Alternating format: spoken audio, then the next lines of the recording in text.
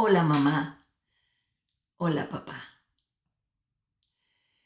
Es una gran emoción para mí el que estés aquí conmigo en este momento. Me imagino que estás en la búsqueda de un mayor conocimiento para educar de la mejor manera a tu hijito o hijita pequeño.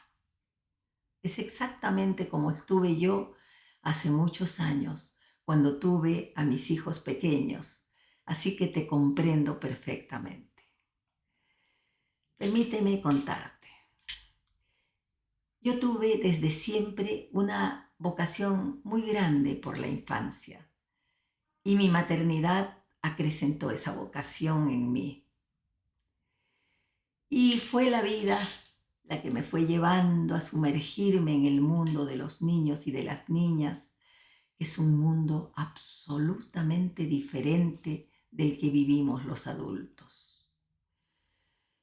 Y hace 40 años fundé una asociación para la educación por el arte llamada Retama, y dentro de ella un centro de educación inicial, un nido, como lo llamamos en el Perú. Desde esa ubicación privilegiada pude seguir de cerca los increíbles y conmovedores esfuerzos que realizan los niños y niñas pequeños para estructurar su identidad. Ellos me permitieron descubrimientos trascendentales sobre el acompañamiento que necesitan para realizar tamaña proeza, lo que significa construir su identidad, nada menos. Aprendí de ellos y toda esa información y esa experiencia me permitió elaborar una propuesta educativa sustentada en el juego para acompañarlos en esta necesidad fundamental. Y lo que me tiene tan emocionada es que ahora voy a poder compartir aquí contigo las revelaciones que recogí hace más de 40 años. Espero poder tener la oportunidad de acompañarte en este camino, de la misma manera que yo hubiera querido sentirme acompañada y orientada cuando tuve a mis hijos pequeños. Yo soy Ana María Isurieta, una mamá como tú, abuela ahora también, que cuando tuvo a sus hijos pequeños quiso saber cuál era exactamente mi tarea, lo que tenía que hacer para acompañarlos de la mejor manera para que fuesen esencialmente buenas personas. Hablé con mamás, especialmente con la mía, claro, con pediatras, con psicólogos, leí mucho sobre el tema, investigué mucho, hasta que finalmente entendí que aquello que llaman la sabiduría de las entrañas no la podía encontrar en otro lugar que no fuera el cuerpo de mis bebés y en mis propios brazos. Te cuento que sentir lo indefensos que eran mis bebés en ese momento me permitió comprender que hasta el bebé de un chimpancé está más preparado para la vida al nacer que el bebé humano. Porque el bebé chimpancé, apenas salido del cuerpo de su madre, tiene la capacidad para incorporarse, ponerse sobre sus dos patitas, caminar hasta donde está su madre y encaramarse sobre ella. Y en ese momento es él mismo quien porta su teta, su abrigo y su seguridad esencial. Mientras que el bebé humano, al nacer, solo tiene el recurso del llanto para comunicarse y ser atendido. Sin embargo, el bebé chimpancé seguirá, ya no bebé, sino también el adulto chimpancé, seguirá repitiendo todos los días de su vida las mismas acciones, mientras que con el nacimiento del ser humano se inicia un extraordinario proceso que no se acaba nunca. Los seres humanos vivimos una gestación de 9 meses en el cuerpo de nuestras madres, claro. 9 meses, 40 semanas exactas. Y al nacer no estamos listos para vivir. Y no lo estamos porque nuestro cerebro solo cuenta con el 25% de su capacidad total. Pero no solo eso, sino que con el nacimiento se inicia recién la formación de la psiquis y de la mente. Y con todo eso se va estructurando la identidad. La afirmación de que los niños nacidos antes de las 40 semanas de gestación son prematuros es una afirmación científica, desde luego. Viene de la obstetricia, pero las mamás y los papás debemos entender la verdad humana que hay detrás de cada contexto. Debemos ir un poquito más allá, o más bien venir un poquito más acá para tocar nuestra humanidad y entender lo que hay detrás de que cada cosa que va a iluminar nuestro quehacer. Fue así como fui encontrando algunas revelaciones que me permitieron avanzar mejor. Aquí van las 2 primeras. Primera revelación. Todos los bebés, absolutamente todos, son prematuros, aunque hayan cumplido las 40 semanas en el vientre de sus madres, porque al nacer su cerebro no está listo.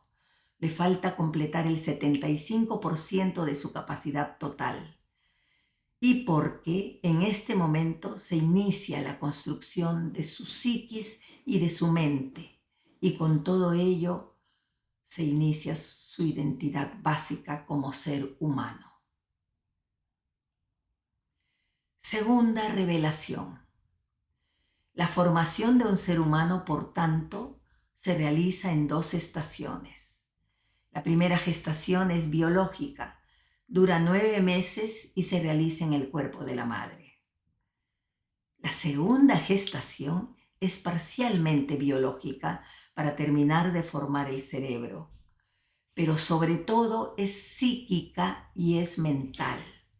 Dura de 5 a 6 años y se realiza en el cuerpo del mundo, con los otros y con el acompañamiento de los seres ya graduados como humanos, los padres o quienes hagan sus veces. De modo pues que nuestros hijitos hasta los 6 años están en plena segunda gestación. Finalmente, lo que debemos entender es que nuestra tarea consiste en acompañar y en alentar el proceso de estructuración de la identidad de nuestros niños y niñas pequeños.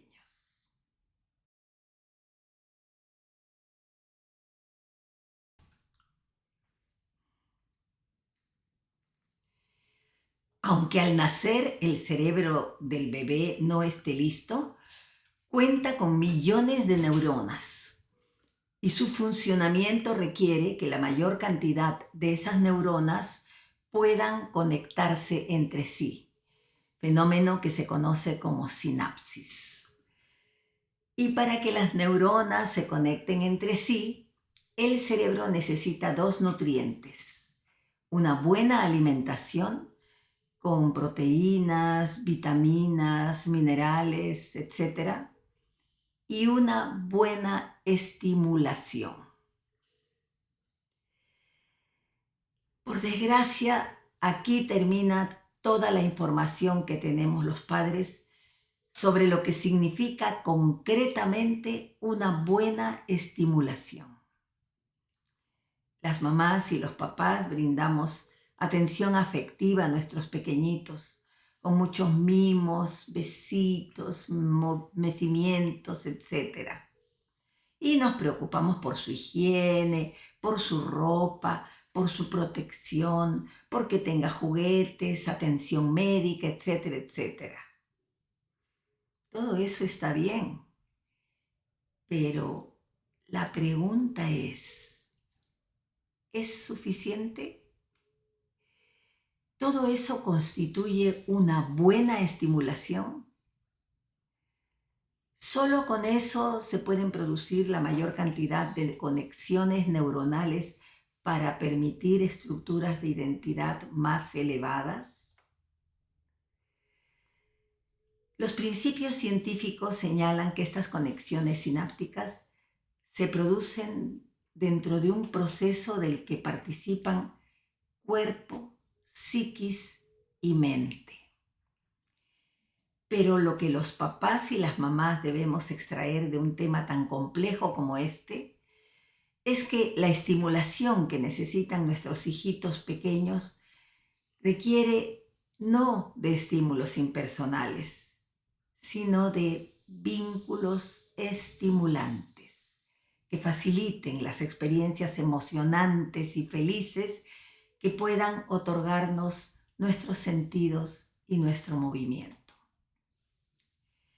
Por ejemplo, el móvil en la cuna es un estímulo, pero es un estímulo impersonal. Cómo miras a tu bebé, cómo lo tocas, cómo le hablas, cómo y cuánto te relacionas con él es lo que permite vínculos estimulantes. Y no solo con los bebés, sino con todos los niños y niñas hasta los 6 años. Obviamente de manera diferente de acuerdo a la edad de cada niño o de niña.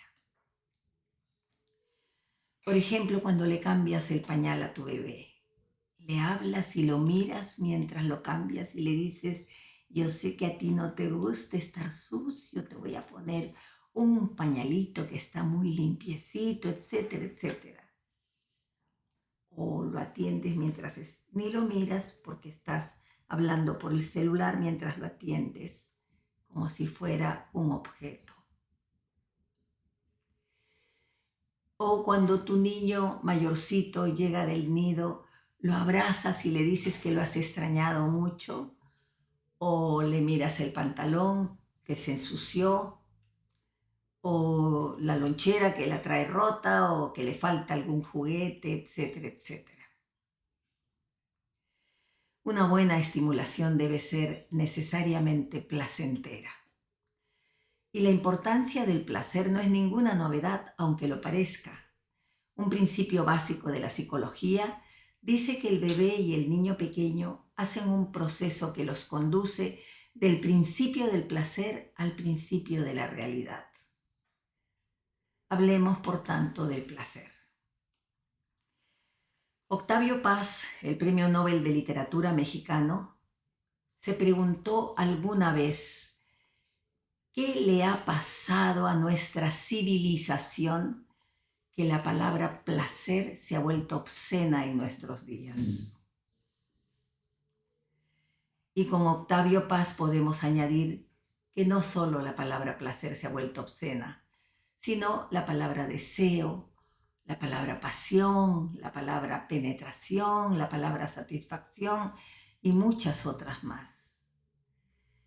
Lo que ocurre, querida mamá y querido papá, es que esas palabras pertenecen desde tiempos inmemoriales a uno de los patrimonios más excelsos de nuestra humanidad, la sexualidad holística, global. Pero lamentablemente la cultura ha convertido esas palabras en patrimonio exclusivo de la sexualidad genital.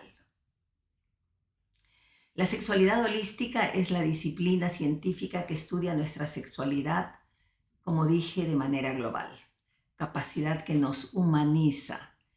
Y cómo no, si alude a la concepción de la vida. Como sabemos, biológicamente disponemos de una sexualidad prevista para la reproducción a través del coito. Pero la sexualidad holística no solo atiende la búsqueda del placer genital, sino que aparte de ser una energía creadora de toda la actividad humana, entiende que la función sexual humana alude también directa e indirectamente al amor, a la ternura, a la salud, a la naturaleza, a la creación, a lo lúdico. Fue con sexualidad holística que evolucionamos como humanos. Una buena estimulación, por tanto, requiere del aporte de la sexualidad holística. Con placer y emociones empezamos a generar en el pequeño el optimismo, la confianza en la vida y en sus propios recursos. Sin las emociones empezarán a aparecer el pesimismo y los temores. Recapitulando, emociones, vínculos afectivos y placer son ingredientes insustituibles para una buena estimulación. Y todos pertenecen a la realidad subjetiva. De la realidad objetiva se ocupa el propio organismo. El niño evoluciona casi de manera automática. Primero el bebé levanta la cabeza, otro día se da la vuelta en la cuna, otro empieza a reptar, a gatear, a pararse y finalmente un día se lanza a caminar. No es que el niño o la niña por sí mismos no hagan nada en estos casos. Todas esas acciones implican una auténtica aventura llena de riesgos, donde él o ella aceptan los desafíos y también toman iniciativas. Los ayudan, eso sí, las leyes de evolución que acompañan al ser humano desde hace millones de años. Pero nadie le enseña a un niño a caminar diciéndole tienes que poner primero un pie adelante y luego el otro, y así. ¿Y cómo actúa la sexualidad holística en el desarrollo cognitivo? Los sentidos son 5. Vista, oído, olfato, gusto y tacto. Pero oír equivale a escuchar, a apreciar lo que oímos. Tocar implica solamente la acción de contactar o de manipular, o permite palpar, acariciar, apreciar lo que sentimos en la piel. Y en el caso del movimiento, da igual moverse físicamente que movilizarse emocionalmente. Da igual caminar para ir a un lugar que bailar. Es evidente que cuando Octavio Paz hablaba del placer, se estaba refiriendo a la impregnación con que los humanos podemos investir nuestra estructura sensorio-motriz. La palabra impregnación viene del latín preñare o preñar, que implica acciones de penetración profunda con la vida para apreciarla plenamente y no solo desde la perspectiva objetiva, neutra, lógica, concreta. Los seres humanos conocemos bien la encantadora sensualidad que rodea al acto sexual.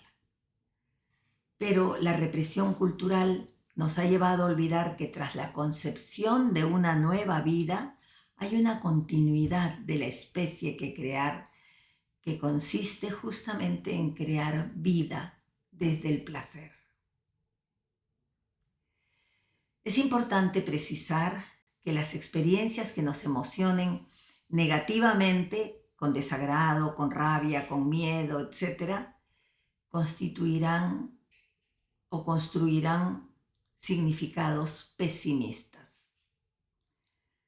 Sin embargo, por muy desagradables que sean esas experiencias, los niños y las niñas pueden revisarlas lúdicamente, porque al revivirlas en sus juegos pueden canalizarlas creativamente, neutralizando así sus efectos negativos.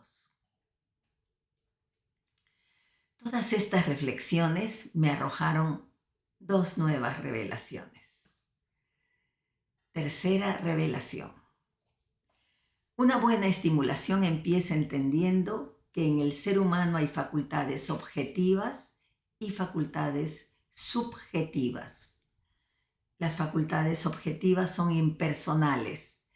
Con ellas se llega a un nivel de conciencia superior.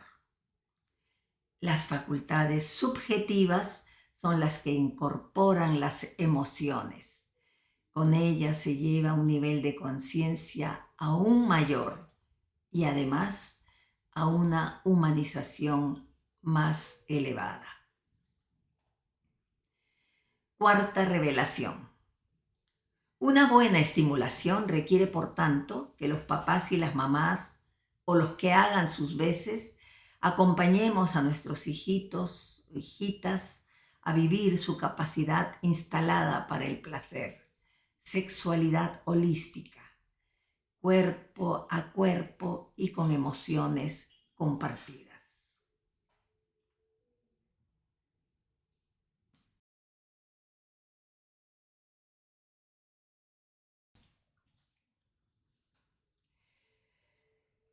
Pero, ¿qué es exactamente lo que los padres tenemos que hacer para otorgar una buena estimulación a nuestros hijos pequeños?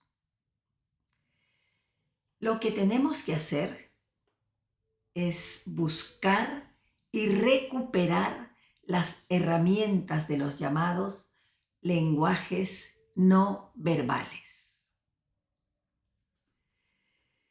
Generalmente se piensa que los lenguajes no verbales consisten en actitudes corporales que tienen significados puntuales. Por ejemplo, si nos frotamos las manos, delatamos que estamos nerviosos o que tenemos frío. Si parpadeamos mucho, podría ser que estemos mintiendo, etc. Pero los lenguajes para promover una buena estimulación placentera y comunicativa a nuestros niños pequeños son los lenguajes naturales, que lamentablemente son los que se conocen como lenguajes no verbales. Ocurre que al llamarlos no verbales nos hemos desorientado, porque decir que una cosa no es otra cosa no la define en sí misma. Y llamar no verbales a los lenguajes de la humanización da cuenta solamente de cómo nuestra cultura privilegia la objetividad en desmedro de la subjetividad. Al menos deberíamos llamarlos proverbales. Pero los lenguajes no verbales, querida mamá y querido papá, son mucho, pero mucho más que esas formas en serie o aquellas que delatan el estado psicológico de las personas. Los lenguajes naturales emergen de nuestros sentidos y de nuestra motricidad. Concretamente son visuales, gestuales, rítmicos, sonoros, gráficos, dramáticos. Pero no se producen tampoco en estado puro. Es decir, no solo son sonoros y otros solo son rítmicos, etc. Todos se articulan, el gesto con el drama y con el ritmo, y permiten una comunicación más plena, más libre y más feliz. En lo visual, por ejemplo, No se trata solo de ver, sino de mirarnos entre nosotros y con nuestros hijitos, porque mientras los miramos a ellos, recibimos también su mirada e incluso eso nos permite vernos a nosotros mismos, nosotros a nosotros y nuestros hijos a sí mismos, a ellos. De la misma manera, no se trata solo de oír, sino de oírnos, de escucharnos. Pero para escucharnos, primero debemos sonar. ¿Y cómo podemos sonar? Cantando, por ejemplo. Porque cuando se canta a dúo o en grupo, surge una comunión maravillosa entre los participantes y no solo se produce un sonido, sino una resonancia en el alma de todos. También se puede sonar y resonar sorprendiendo a nuestros pequeñitos con adivinanzas, con rimas, con poemitas, con trabalenguas, con chistecitos, con cuentos. Podemos, por ejemplo, iniciar un jueguito muy divertido apelando a una simple tela, que puede ser un pañuelo de seda que no le falta a ninguna mamá, como este, y que envolvemos en nuestra mano mientras le decimos a nuestro hijito: corre que te chapo, corre que te agarro, mira que te lleno la cara de barro. Esa rima es un pequeño extracto de un poeta, de un texto del poeta español Federico García Lorca. Da inicio a una serie de carreritas. Habrá que hacerlo, por supuesto, en un espacio más o menos amplio de un patio, de un jardín, para que los niños corran sin tropezarse. Pero examinemos juntos de qué se compuso este momento. Este momento se inició con una prosa rítmica. Te agarro, la cara de barro. No es lo mismo una comunicación prosaica del tipo: hola hijo, ¿jugaste mucho? Comunicación cerrada, a la que el niño solo puede responder sí o no. Por ahí no se logran las conexiones neuronales que el niño puede lograr cuando, por ejemplo, tras haber jugado este jueguito, nos dice: yo te llené la cara de barro a ti 2 veces. Y luego ese momento seguirá con una caricia en la carita, con el pañuelo de seda. Es un pretexto el juego para hacerle una caricia simbólica. Y ese momento continúa con unas carreritas, con persecuciones y atrapamientos. Y como sabemos, en el inconsciente del niño está el depredador. Todos los niños creen de verdad que el lobo se los puede devorar. Permítanme que les lea un párrafo de un libro que escribí yo hace 30 años más o menos. Se llama El juego Luego Existo, que es el nombre también con que bauticé mi propuesta metodológica para la educación inicial. Y este párrafo que voy a leer nos permite ubicarnos mejor frente a cómo es nuestro niño. El niño pequeño necesita superar, por ejemplo, la sensación de pérdida que lo asalta cuando al defecar u orinar, o cuando se hace una herida y le sale sangre, o cuando los mocos le cuelgan de la nariz, y aun cuando grita o habla, siente y observa que se le escapan cosas de su cuerpo. Por eso con frecuencia se come los mocos, entra en pánico al ver su sangre, aguanta la ida al baño, aún luchando contra implacables leyes biológicas, y en algunas ocasiones hasta se abstiene de hablar.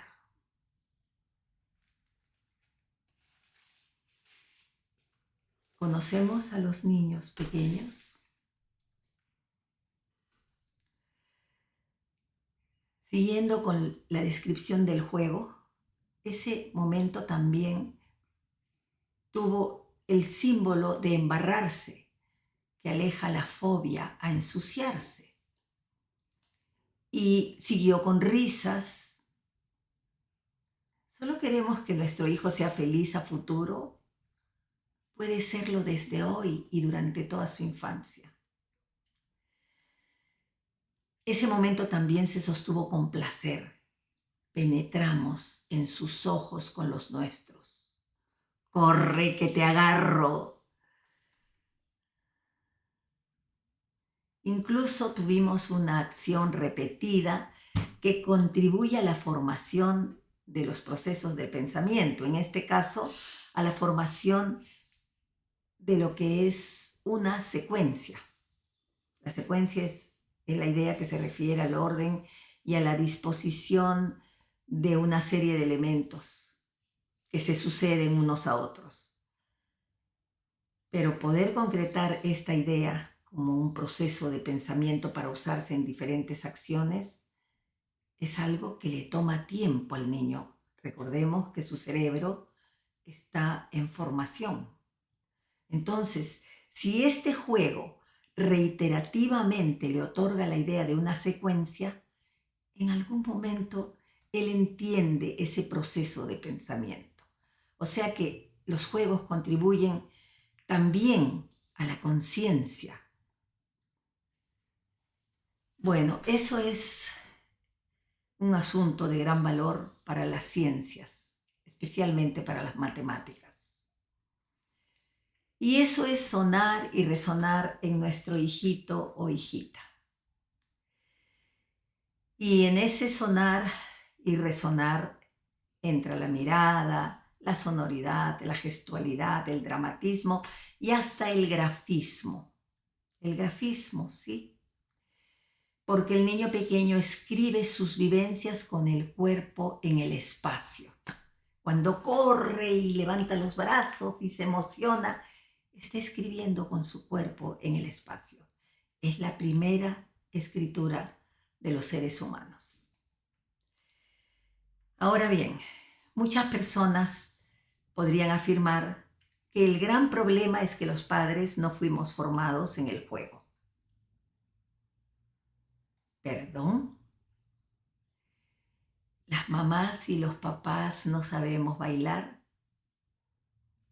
cantar, conversar, contar cuentos? ¿No sabemos jugar a las carreritas, jugar con arena, contarnos secretitos, escondernos para sorprender a alguien?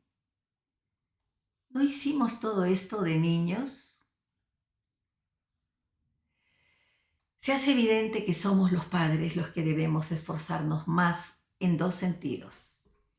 Uno, ofreciendo a nuestros niños y niñas estímulos que no son los que se hallan en los juguetes culturales, los que son a pilas, a control remoto, de superhéroes o las muñecas adultas. Los muñecos a control remoto, solo el niño los mira alejarse. ¿Qué hace él? ¿Cómo provoca conexiones neuronales sinápticas esa acción de mirar que se aleja el carro o lo que sea?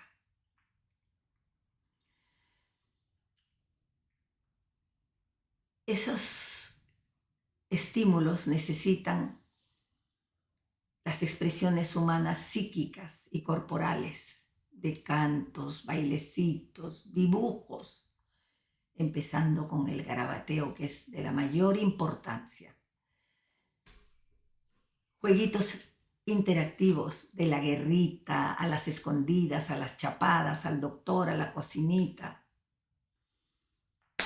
etcétera, etcétera. Y dos, jugando con él o ella, o al menos sentándonos a mirarlo aprobadoramente mientras juega. Te pregunto, querida mamá y querido papá, ¿hay algo que nos produzca más placer y satisfacción que cuando vemos al ser amado que nos mira con amor?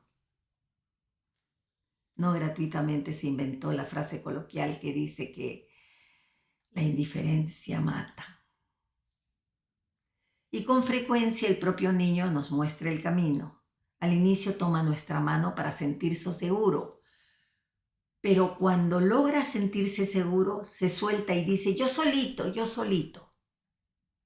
Y es el momento de permitírselo, que se pruebe. Pero retirarle la mano es una cosa y retirarle la mirada es otra. Él o ella la necesitarán siempre hasta que hayan consolidado su autoestima. Si algún papá o mamá siente que le cuesta jugar, pero desea acompañar a su hijo, le recomiendo empezar por sentarse a mirarlo aprobadoramente. Solo eso, pero sin celular cerca ni interrupciones que puedan evitarse. Porque solo si esas emociones cuentan con un papá o con una mamá que las recoja con su mirada y su emoción, eso les devolverá a los niños y niñas un espejo de placer que los alentará a expresarse de un modo libre y feliz. Eso abrirá la comunicación con la vida, con su papá, con su mamá y sobre todo consigo mismo. Todo esto le reportará significados que van a su conciencia. No se trata de jugar como niño, sino como adulto que se divierte verdaderamente mientras que a la vez orienta el juego de su hijo. Asunto que tocaré en mi próxima charla que abordará el tema del juego en extenso. Y por eso hay una diferencia sustancial entre la educación del artista, cuyo objetivo apunta a producir obras de arte, y la educación de los niños y niñas, donde el arte no es el objetivo, sino el medio para educar a la infancia humana. No es por la racionalidad que llegamos a nuestra evolución superior, sino por nuestra subjetividad humana. Todas estas reflexiones me arrojaron una nueva revelación. Quinta revelación. Los lenguajes naturales, injustamente llamados no verbales, son los lenguajes que la naturaleza otorga al niño y a la niña pequeños para que puedan comunicarse con los demás y consigo mismos. El papá o la mamá que olvidó estos lenguajes necesita desempolvarlos para poder acompañar a su hijo o hija a estructurar su identidad básica durante su segunda gestación. La pregunta es, ¿los seres humanos apreciamos y enriquecemos el aporte que nos hace la vida con los lenguajes naturales para una comunicación profunda con nuestros pequeñitos?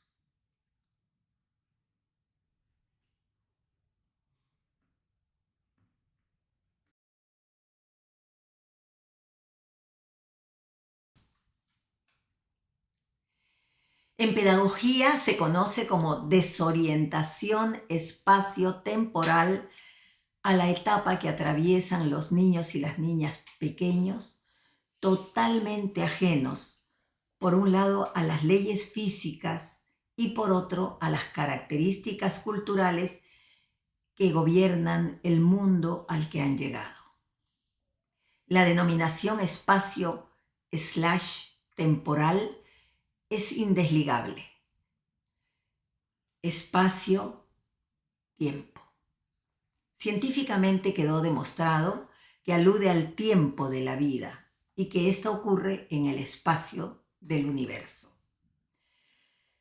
La primera tarea para los niños y niñas consiste en irse ubicando en este espacio-tiempo con la energía que anima su cuerpo para conocerse, para conocer a los otros humanos y conocer la vida, la física, la psíquica, la mental y la cultural, comprendiendo cómo es cada una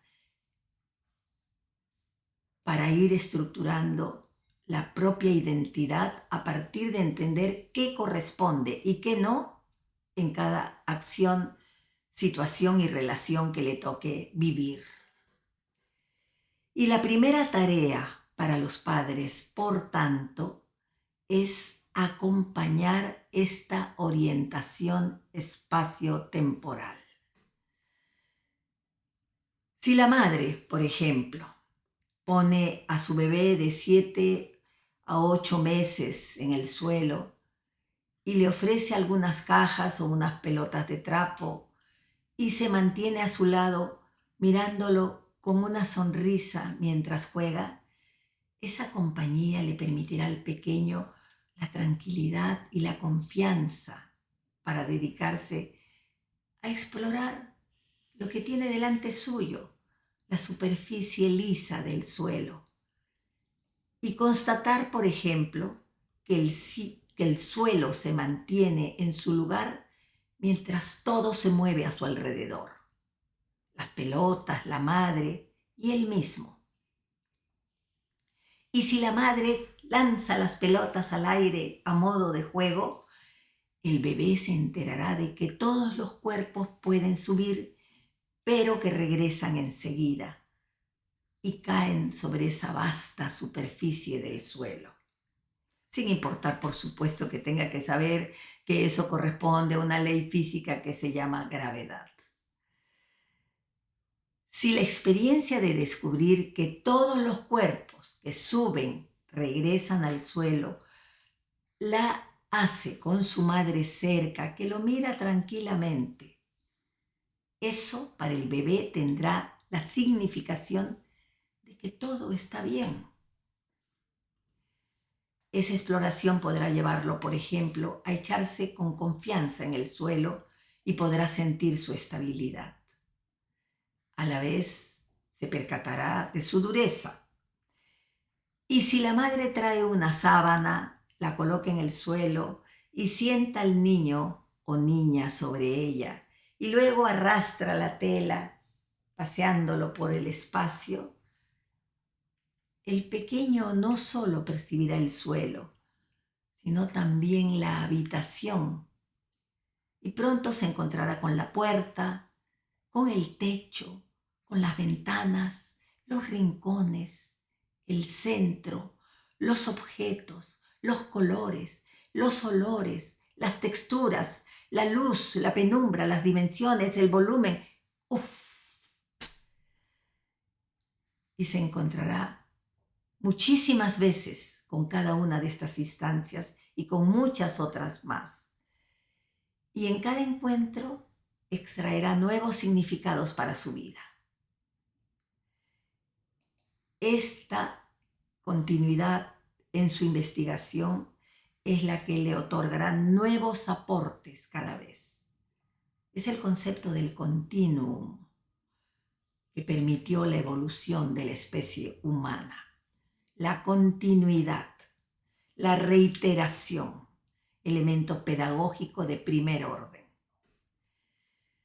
Tiempo de orientación a través de la exploración y los descubrimientos. ¿Te imaginas, mamá, papá, cuántas conexiones neuronales se realizarán en estos momentos? Hay espacios cósmicos, espacios geográficos, espacios habitacionales, espacios sociales y espacios personales. Todo eso constituye la orientación espacio-temporal. Pero la exploración espacio-temporal no solo conduce al niño a los aspectos físicos de la vida en el planeta Tierra, sino sobre todo a los espacios personales, sociales. Porque aunque sea un bebé que no sabe hablar ni pensar, En este tiempo, el bebé está desconcertado y el desconcierto es un sentimiento cruel. Imaginémonos cómo nos sentiríamos si nosotros, ahora siendo ya adultos, nos pusieran de golpe y porrazo en una calle de un país desconocido, sin saber el idioma, ni conocer las costumbres, ni saber dónde estamos. La orientación es necesaria justamente para otorgar confianza al niño y la niña en la vida, en la tierra y en sus propios recursos. Y esa vida en la tierra es aquella que Anthony de Melo, un poeta, dijo: es el mundo, mi más extenso cuerpo.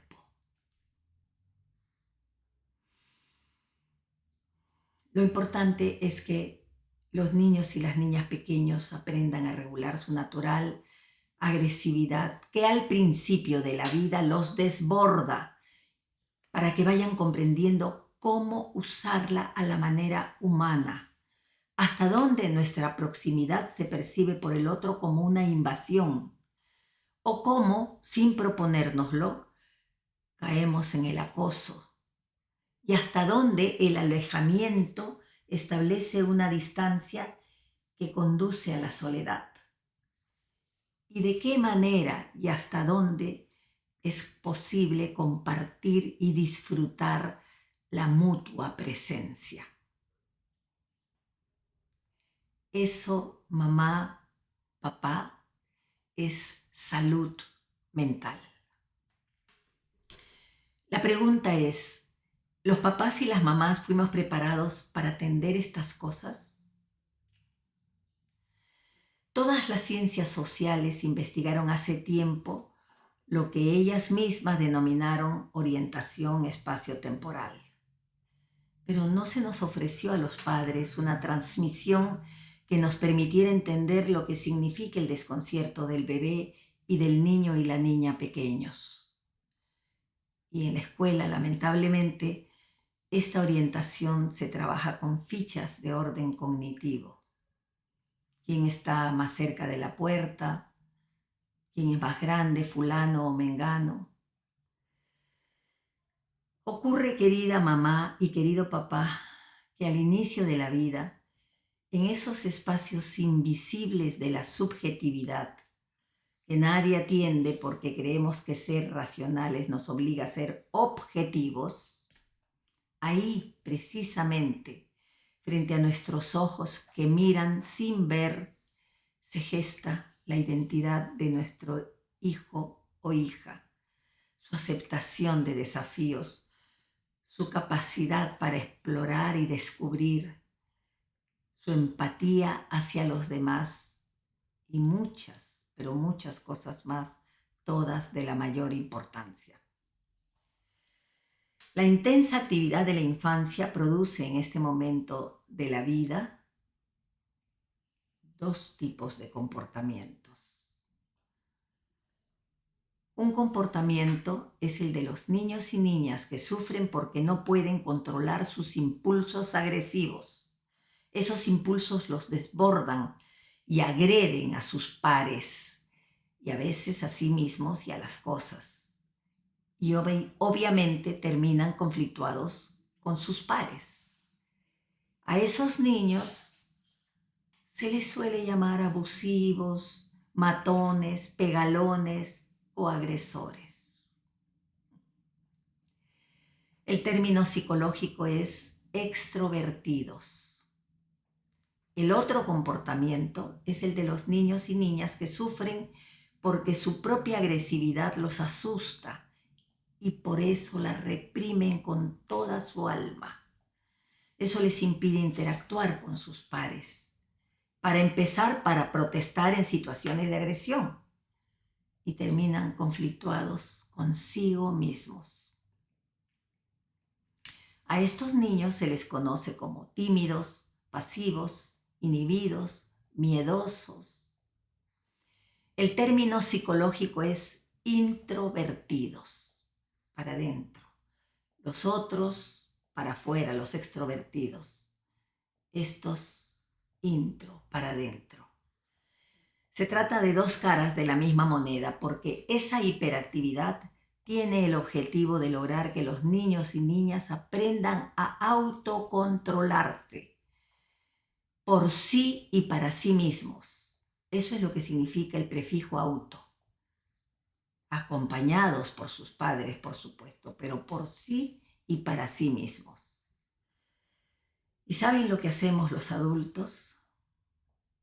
A los extrovertidos los miramos reprobadoramente, con lo cual los culpabilizamos. Y a los introvertidos les otorgamos mimos y regalos, una suerte de chantajes afectivos para que se calmen, con lo cual los victimizamos. Si el niño o la niña es extrovertido y su extroversión lo lleva a desbordarse en atropellos a los demás, sufre porque se siente malo y porque está cargando con el rechazo de los demás.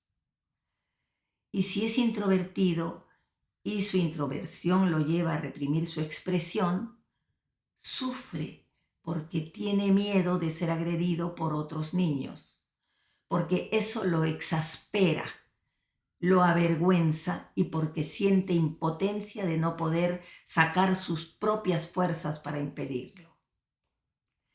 Ambos necesitan tiempo y orientación adecuada de sus padres para poder autocontrolarse. No se puede hacer con control de los adultos. Esta es una tarea, es la gran chamba de los niños. Ellos deben autocontrolarse por sí y para sí mismos, con nuestro acompañamiento, por supuesto. Es fácil decirlo, pero esta es una de las cosas más difíciles de lograr y solo tenemos 6 años para lograrlo. Por tanto, lo más importante o la más importante tarea de los padres a lo largo de la segunda gestación de su hijo o hija consiste en acompañarlo a regular su agresividad. Y la primera tarea concreta para ello,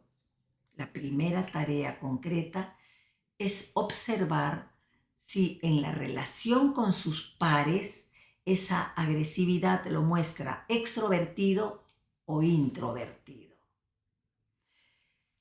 Puede pasar que no se pueda observar esto en la casa, en la familia, porque ahí el niño está muy cómodo y muy en confianza con todo y con todos. Es en el contexto con los pares, en los parques, en las fiestas infantiles, en el nido, donde esto puede observarse de una manera mejor.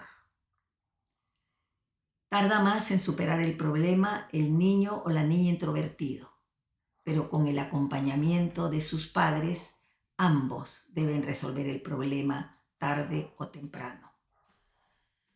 Toma más tiempo, más esfuerzo, más sufrimiento si no se logra en esta etapa antes de los 6 años. Aunque aún habiéndolo logrado, deberá consolidarse luego hasta llegar a la adultez. La tarea más importante en este tiempo, mamá, papá, es trabajar incansablemente en el logro de estos autocontroles psíquicos que conducen al niño a la regulación de su agresividad. El niño extrovertido debe aprender a reducir la agresividad desbordada para que su comunicación con los demás sea asertiva y amable.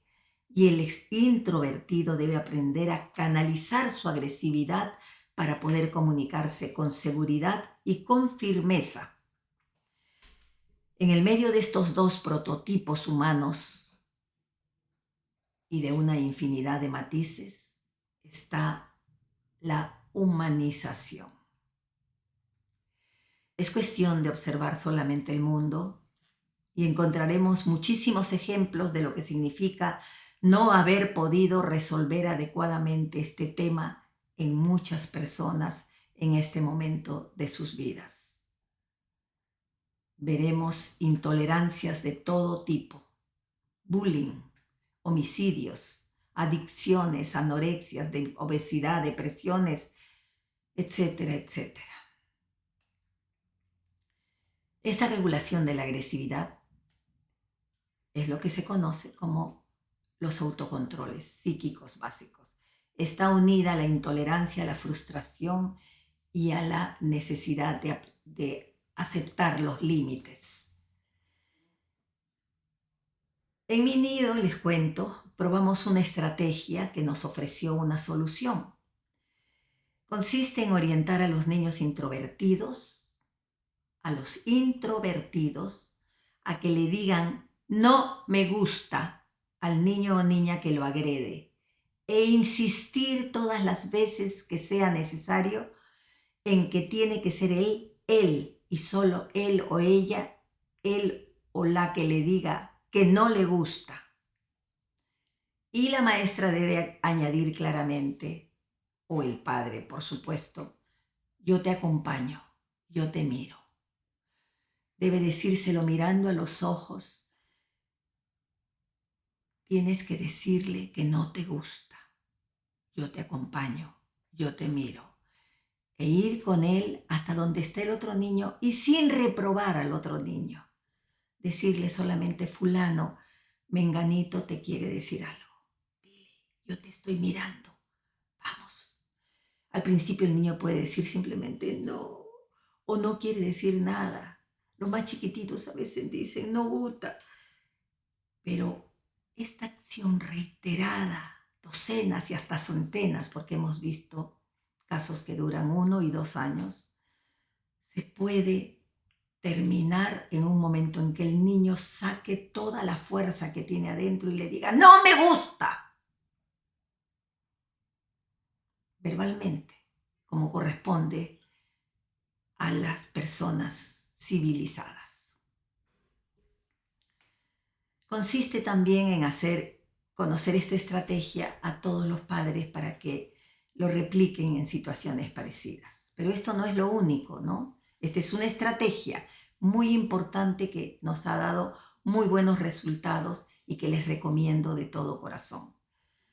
Esta estrategia está unida obviamente a una propuesta de juego sistemático que genere alegría y resiliencia por un lado y límites por el otro. Estos dos tipos de comportamientos genéricos de humanidad constituyen los cimientos sobre los que se construye la identidad humana. La paz está en el equilibrio entre los impulsos y la impotencia de los seres humanos.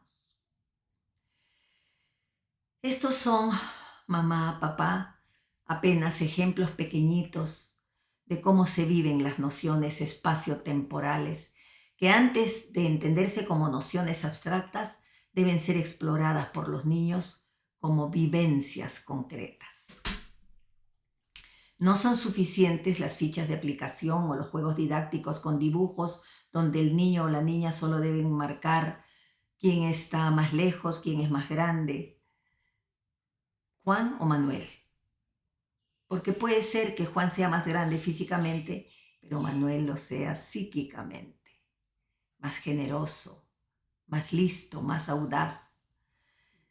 Lo grande no es solo lo objetivo. ¿Y sabes, papá, mamá, cuántas experiencias espaciotemporales puede contener la vida? Se cuentan por montones. Fuerte, débil, grande, pequeño, dentro, fuera, lleno, vacío, uno, varios, luz, oscuridad, cerca, lejos, etcétera, etcétera. Estas acciones no solo requieren significados en la realidad física, sino sobre todo significados en la realidad psíquica. Es desde ahí que llegamos a la realidad cognitiva y también a la moral y a la espiritual. Sin una orientación espaciotemporal humanizadora, los niños y las niñas de uno u otro extremo, de los introvertidos o los extrovertidos, terminarán aceptando el control del mundo adulto. no se lo impondrán, no trabajarán intensamente, aceptarán el control que les ofrece el mundo adulto. No se pelea, dense un besito, se sanciona al niño que agrede, se le sienta en la sillita a pensar, etcétera, etcétera. Pero de esta manera terminarán aceptando el control del mundo adulto y ambos se pelearán con los impulsos de sus cuerpos y de su propia naturaleza, empezando a portarse bien, a ser obedientes. Los introvertidos lo harán para que los otros no los lastimen y los extrovertidos para no sentirse malos. Pero se quedarán con las rabias y las dificultades para controlar ellos mismos sus impulsos en estado de latencia al interior de sí mismos. Es ahí, papá y mamá, donde surge esta sociedad que deambula entre las intolerancias, las rabias, el tráfico agresivo, el bullying, las adicciones, las guerras, la crueldad con los animales, la depredación del planeta, porque se quedaron adentro de nosotros como conflictos sin resolver. Volvemos a lo mismo. Debemos trabajar en la salud mental. Todas estas reflexiones me arrojaron las dos siguientes revelaciones de la mayor importancia. Sexta revelación. La orientación espacio-temporal que reciban los niños y niñas durante su segunda gestación se desarrolla en dos direcciones, priorizando las funciones objetivas o priorizando las funciones subjetivas. Si la orientación prioriza a través del control adulto las funciones objetivas y la racionalidad, se desarrollarán identidades parecidas entre sí. Si la orientación prioriza a través del autocontrol infantil las funciones subjetivas, se desarrollarán identidades diferentes entre sí, aunque todas de carácter personal social. Porque después de todo, la identidad es lo opuesto a lo idéntico. Séptima revelación. La acción educativa capaz de humanizar a los niños y niñas durante la segunda gestación requiere acompañamiento. Los niños solos no pueden realizar esta tarea. Están a merced del acompañamiento adecuado de sus padres o de quienes hagan sus veces.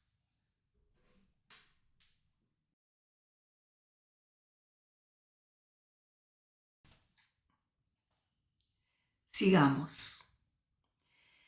Las experiencias placenteras que los papás y las mamás debemos promover y acompañar para que nuestros niños y niñas evolucionen como seres humanos están al alcance de nuestras manos, mamá, papá. ¿Sabes cómo? Sí lo sabes. A través del entrañable recurso del juego.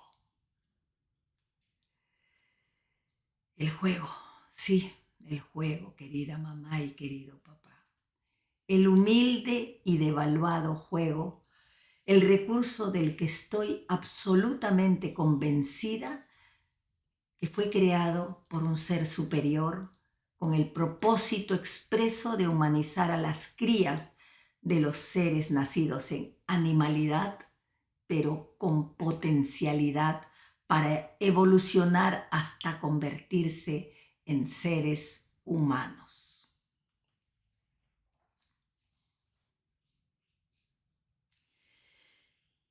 Así que el siguiente paso es abrazar al juego como el recurso a rescatar para lograr la evolución de cada uno de nuestros pequeñitos y pequeñitas. Hacia los 2 años aparece la capacidad simbólica, un proceso creativo superior que permite a los seres humanos obtener no solo una interpretación de sus vivencias, sino incluso crear una representación de la realidad para sí mismos.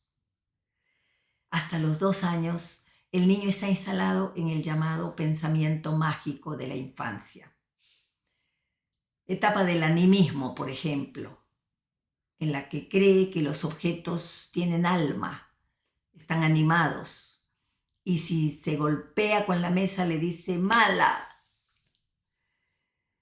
En ese momento no puede hablarse de juego como representación de la realidad, sino como una capacidad instalada para lo lúdico y para el placer. Por otro lado, la capacidad simbólica puede ejercerse desde 2 perspectivas. Una, utilizando símbolos racionales, cognitivos, que faciliten la comprensión y la lectura de la realidad. Por ejemplo, el alfabeto, los números, las formas geométricas. Todos entendemos, por ejemplo, que H2O significa agua, que es el símbolo del agua. Y 2, creando una realidad imaginaria con símbolos que nos permitan procesar y canalizar lúdicamente en un escenario imaginario las acciones, situaciones y relaciones que nos ocurren para canalizar y superar su efecto negativo en nuestras vidas, o para recrear las acciones positivas y a través de ellas tomar conciencia de la vida. Es este último espacio, el segundo, el de los símbolos lúdicos, el que reclamamos para nuestros niños, y no solo por lo afectivo, sino también por lo cognitivo, porque fue Einstein, Albert Einstein nada menos, el que dijo: la lógica te lleva de la A a la B, pero la imaginación te lleva a todas partes. El juego es nuestro gran acompañante. Así como nosotros debemos acompañar a nuestros hijos, a nosotros nos acompaña el juego. Y es no solamente el acompañante de nuestros niños, de todos. Estas reflexiones me arrojaron una nueva revelación. 8ª revelación. El juego es el recurso insuperable para la educación de la infancia por 2 razones. 1, porque tiene la misma estructura que las nociones espaciotemporales, con 2 polos opuestos pero complementarios. En un polo está el placer, la ilusión y la alegría de vivir en compañía de los otros. Y en el polo opuesto están los límites, los turnos, las reglas, las consignas, las normas, los códigos. Y 2, porque el juego se sustenta en una representación de la realidad que empieza y termina en ella. La verdad es que el juego le permite al niño y a la niña examinar la realidad y volver a ella con más conciencia. No hay que asustarse creyendo que el niño que juega va a terminar fantaseando. El niño que juega comprende la vida y adquiere una madurez emocional mayor.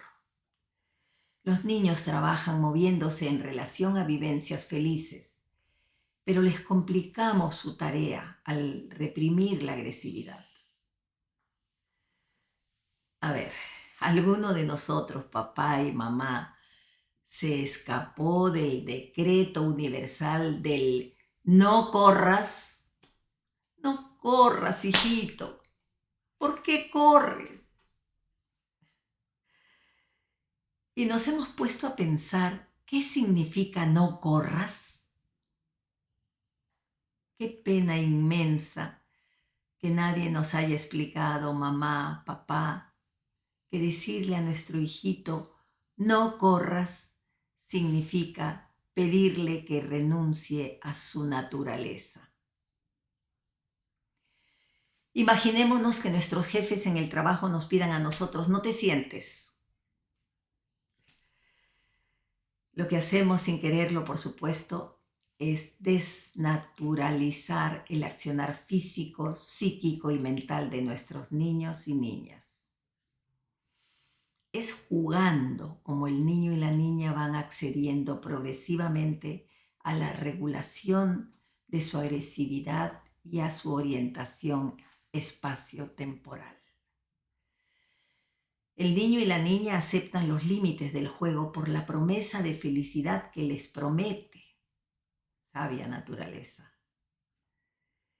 Con ello se inicia el proceso hacia todos los objetivos descritos.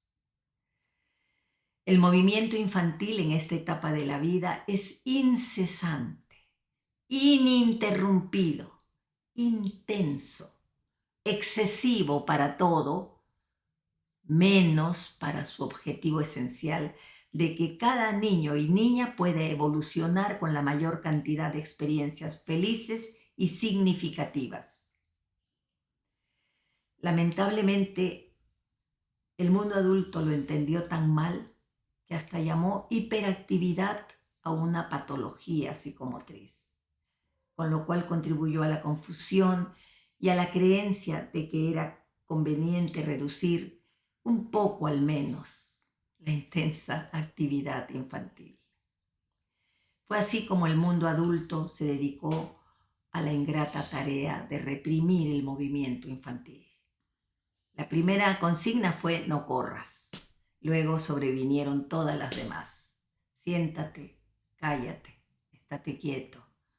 Eso no se toca, eso no se dice, eso no se hace.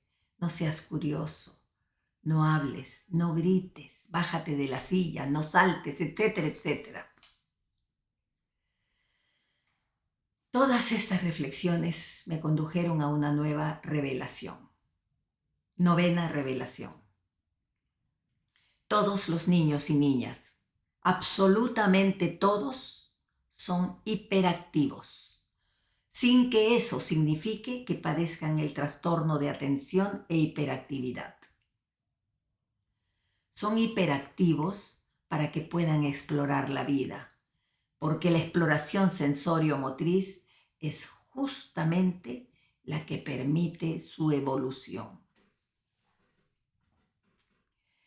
Pero el asunto es que los padres debemos promover el movimiento para favorecer, por un lado, la regulación de esa agresividad que da cuenta de la vida fluyendo a borbotones. El término psicológico es autocontroles psíquicos. Los padres no sabemos alentar esa regulación que supone autocontroles psíquicos porque fuimos entrenados desde siempre para controlar y para ser controlados. Y nuestros amados padres y abuelos también. Se trata de una transmisión generacional. Por tanto, es hora de cambiar nuestro sistema de autoridad. La autoridad jerárquica o vertical es de 3 tipos. Impositiva, con órdenes adultas. Mesurada, con órdenes transmitidas de modo sensible y flexible. Ponte los zapatos, corazón. Permisiva, con órdenes que generalmente no se cumplen. Pareciera que la mejor autoridad es la mesurada, porque puede establecerse con afecto, con flexibilidad y con respeto por el niño y la niña. Pero resulta, papá, mamá, que esos 3 niveles corresponden a la misma autoridad, a la autoridad jerárquica y autoritaria y vertical, porque aún la autoridad mesurada se establece con control y con órdenes, dichos eso sí con todo el afecto del mundo. Bájate de ahí, corazón. Ponte los zapatos, mi amor. Son órdenes. La autoridad democrática u horizontal se realiza en cambio alentando el autocontrol del propio niño, acompañado por sus padres o quienes hagan sus veces, a través de instancias complementarias entre sí. Rutinas ordenadas y armónicas, acuerdos logrados tras explicaciones pertinentes y seguimiento continuo, juego vivencial y sistemático. Todas estas reflexiones me arrojaron una nueva revelación. 10ª revelación. La autoridad paterna se puede ejercer de dos modos. Uno, como autoridad jerárquica a través del control y las órdenes de los padres. Y dos, como autoridad democrática a través del autocontrol del propio niño y niña acompañado por sus padres. Querida mamá, querido papá, la autoridad democrática es la única que puede conducir a nuestros hijos e hijas a una orientación espacio-temporal que les facilite el salir empoderados como seres humanos del extremo en el que se hallan en el principio de sus vidas, la introversión o la extroversión. Este es el punto.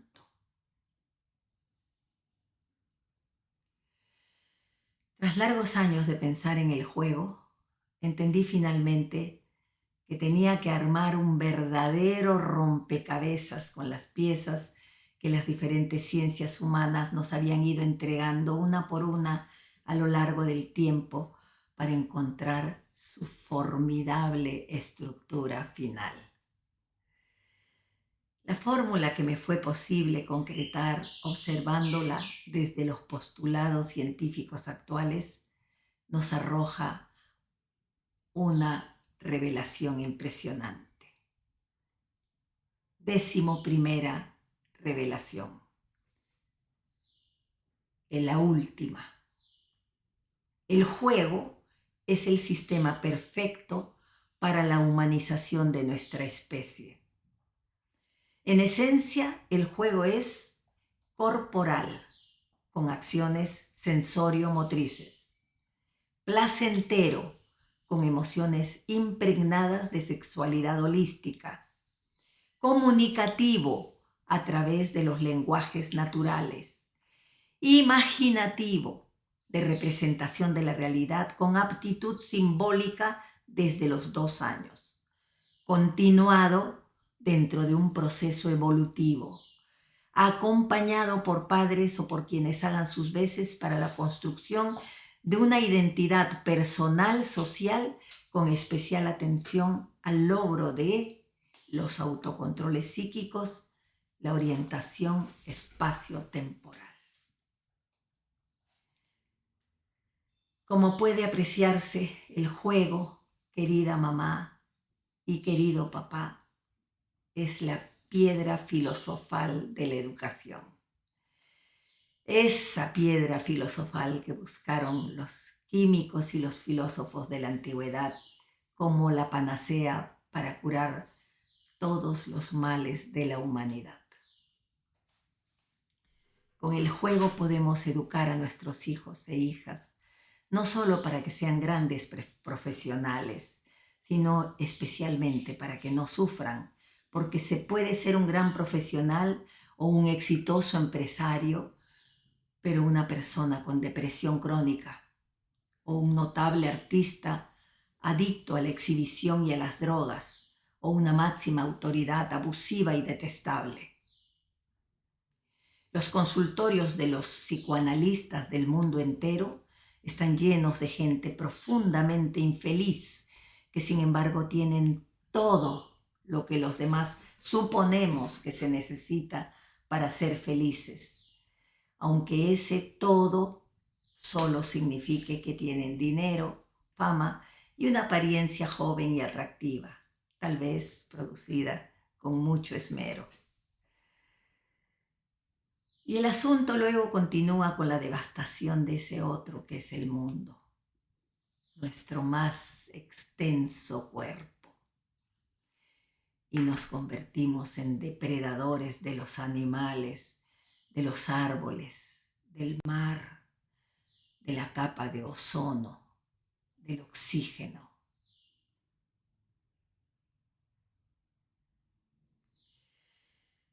Al juego podemos encargarle nuestro anhelo de lograr que nuestros hijos se conviertan en adultos resueltos, llenos de intereses, felices, responsables consigo mismos, con los demás y con el planeta, decentes, inteligentes y maduros emocionalmente, concretamente en seres humanos plenos. Mamá y papá, aquí termino. Esto ha sido un recuento de lo que he aprendido a lo largo de toda mi vida. Como te dije al principio, es una emoción muy grande para mí haber estado aquí en este momento contigo. Espero de todo corazón que haya podido ofrecerte algo de lo que buscas como mamá o como papá. Hay más, hay mucho más. Mi próxima charla es sobre el juego. Te espero.